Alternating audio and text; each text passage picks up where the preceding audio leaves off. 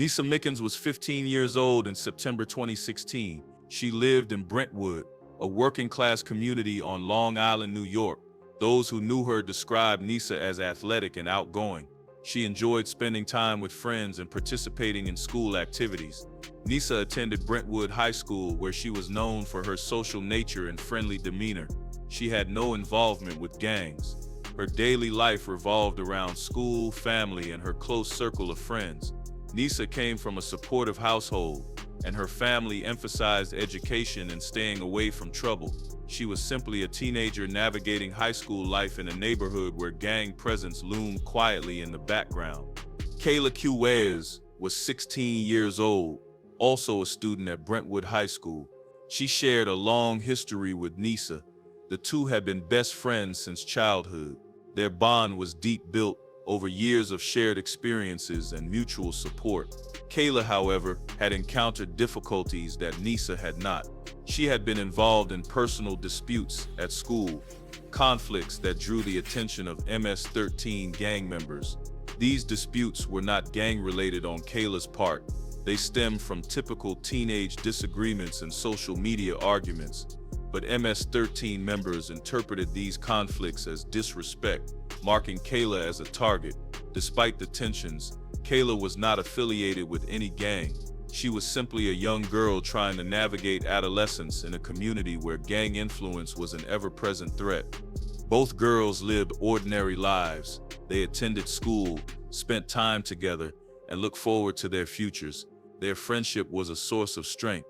Neither could have anticipated that their routine evening on September 13th would intersect tragically with the violent world of MS-13, ending both their lives in an act of brutal gang violence. The evening of September 13, 2016 began like any other for Nisa Mickens and Kayla Cuevas.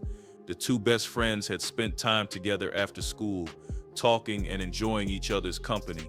Around 8 o'clock in the evening, they began walking along Staley Street in Brentwood, a residential area they knew well. The street was quiet, lined with modest homes and streetlights casting dim pools of light along the sidewalk.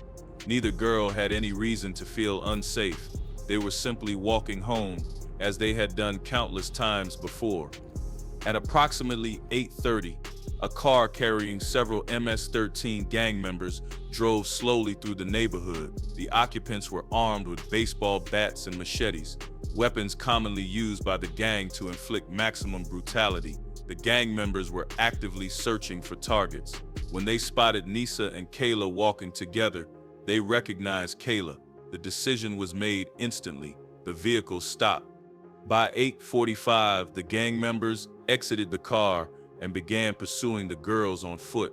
Nisa and Kayla realized the danger immediately. Screams echoed through the quiet street.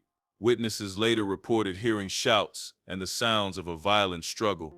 Nisa was caught near the roadway. Multiple attackers surrounded her, striking her repeatedly with bats and machetes. The assault was swift and merciless. She had no chance to defend herself. Kayla ran. She fled toward a wooded area adjacent to the street, hoping to escape into the darkness, but the attackers pursued her relentlessly. They chased her into the trees where she was overtaken. The assault on Kayla mirrored the brutality inflicted on Nisa, repeated blows with blunt objects and slashing strikes from machetes. The attack lasted only minutes, but the violence was extreme. When the attackers were finished, they fled the scene, leaving both girls fatally injured. The residential street fell silent again. Nisa lay motionless near the curb. Kayla remained hidden in the woods, her body obscured by undergrowth. The night returned to stillness, but two young lives had been extinguished. The morning of September 14, 2016, brought the grim discovery. A resident walking near Staley Street noticed something unusual on the roadway. Upon closer inspection, they realized it was a body. Emergency services were called immediately. Police arrived at the scene shortly after dawn and confirmed the worst. A young girl had been killed. The victim was later identified as Nisa Mickens.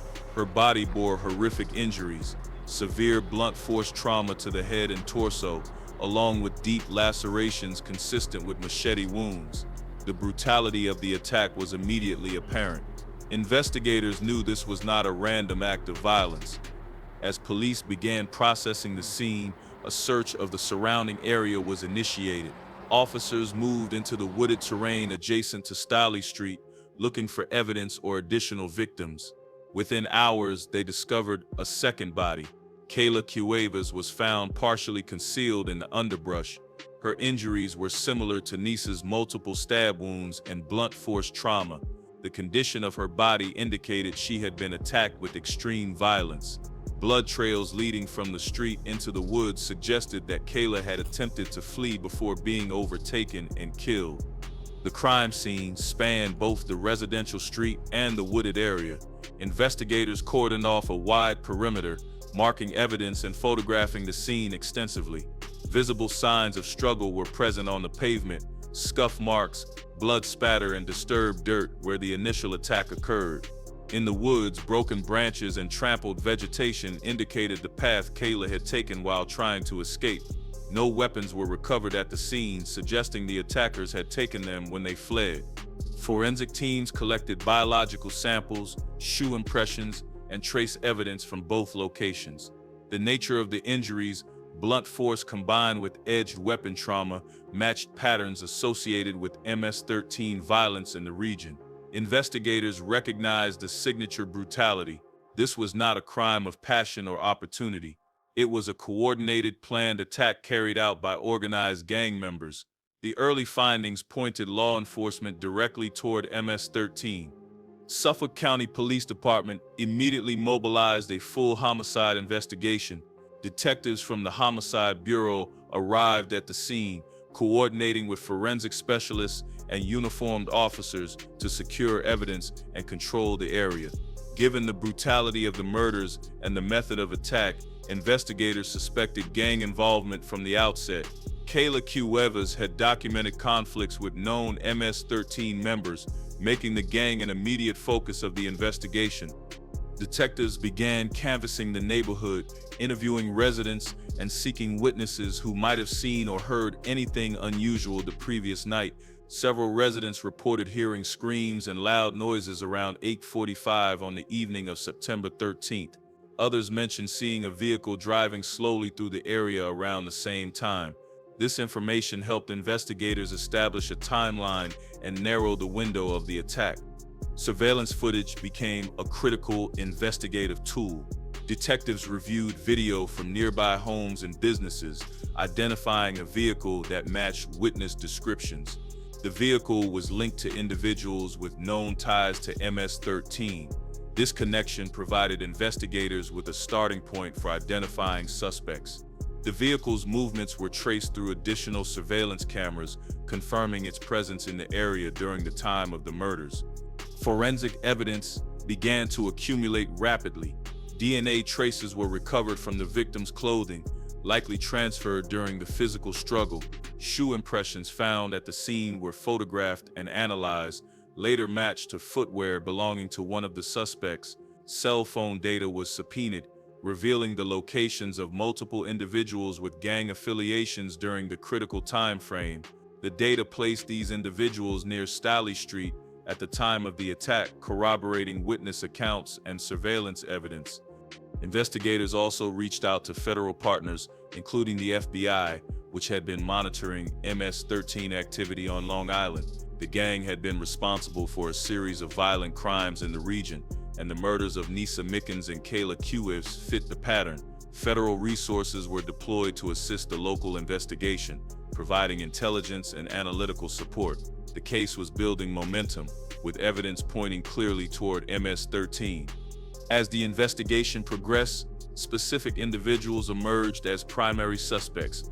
Saenz and Alexi Saenz, brothers and senior members of MS-13's Brentwood clique, were identified as orchestrators of the attack. Both brothers held leadership positions within the gang, wielding significant influence over younger members and directing violent operations. Their involvement in the murders of Nisa, Mickens, and Kayla Cuevas was corroborated through multiple streams of evidence. Saenz, known by his gang alias, had a history of violent behavior and prior arrests. He was deeply embedded in MS-13's hierarchy on Long Island involved in drug distribution, extortion, and acts of violence designed to maintain gang control. His brother, Alexi Saenz, shared a similar criminal background. Together, they directed operations for the Brentwood clique, a particularly violent faction of MS-13 operating in Suffolk County. Investigators determined that the attack was premeditated. Days before the murders, Kayla Cuevas had engaged in arguments on social media with MS-13 members. These disputes, though seemingly trivial, were interpreted by the gang as disrespect. In MS-13 culture, perceived disrespect demands retaliation. The Saenz brothers authorized the hit, ordering gang members to locate Kayla and carry out the attack. Nisa Mickens, present with Kayla that night, became collateral, a victim simply because she was with the intended target. Surveillance footage, phone records, and forensic evidence linked both brothers to the crime. Cell phone data placed them in communication with other gang members before and after the attack. Witnesses within the gang, some of whom later cooperated with authorities, provided detailed accounts of the planning and execution. These testimonies confirmed that the Saenz brothers had ordered the murders as a show of power and control. Additional gang members were also implicated. Several younger MS-13 members participated directly in the attack, wielding the bats and machetes used to kill Nisa and Kayla. Investigators identified these individuals through forensic matches, witness statements, and intelligence gathered from ongoing federal gang investigations. The case against MS-13 was comprehensive, targeting both leadership and rank-and-file members involved in the brutal double homicide. The prosecution's case rested on multiple layers of evidence, each reinforcing the others to create a comprehensive narrative of guilt. Digital evidence played a crucial role. Phone records obtained through subpoenas revealed extensive communication between the Saenz brothers and other gang members on the day of the murders. Text messages discussed the planned attack using coded language common among MS-13 members. GPS data extracted from cell phones placed multiple suspects near the crime scene during the critical time frame, corroborating the timeline established by investigators. Forensic evidence provided physical connections between the suspects and the crime. DNA recovered from the victim's clothing matched samples taken from one of the attackers. Shoe prints found at the scene were linked to footwear belonging to another gang member. These forensic matches were scientifically validated and presented as irrefutable proof of presence and participation. Autopsy reports confirmed the use of both blunt force instruments and edged weapons consistent with baseball bats and machetes. The medical examiner's findings detailed the severity of the injuries, underscoring the brutality of the attack. Witness testimonies became pivotal. Community members, despite fears of gang retaliation, came forward to provide statements. Several residents identified the vehicle seen in the area and confirmed hearing screams. More significantly, multiple MS-13 members chose to cooperate with law enforcement.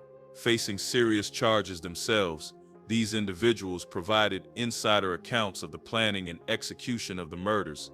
They testified that the Saenz brothers ordered the attack and that specific gang members carried it out. These testimonies offered direct insight into the gang's decision-making process and confirmed the premeditated nature of the crime. Federal Gang Task Force intelligence supplemented the case. The FBI had been tracking MS-13 activity on Long Island for years, compiling data on gang structure, membership, and criminal operations. The murders of Nisa Mickens and Kayla Cuevas fit into a broader pattern of violence. Investigators connected the Saenz brothers to other unsolved murders, strengthening the overall case. The combination of digital, forensic, testimonial, and intelligence evidence created a formidable prosecution strategy, leaving little room for reasonable doubt. The murders of Nisa Mickens and Kayla Cuevas became part of a larger federal indictment targeting the Brentwood MS-13 clique. The Federal Bureau of Investigation and the United States Department of Justice elevated the case to the federal level, recognizing the significance of the crimes within the context of organized gang activity.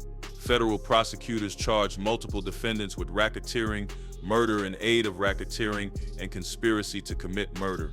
The charges carried severe penalties, including the possibility of the death penalty.